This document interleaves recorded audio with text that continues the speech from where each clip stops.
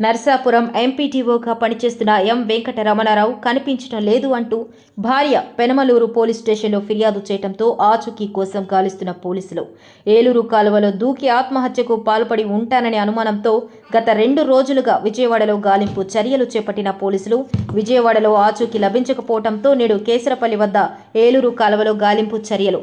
సదరు ఎంపీటీఓ కాలువలో దూకి ఆత్మహత్యకు పాల్పడి ఉంటాడా లేక ఎక్కడైనా అజ్ఞాతంలోకి వెళ్లాడా అనేది ప్రశ్నార్థకంగా మారింది.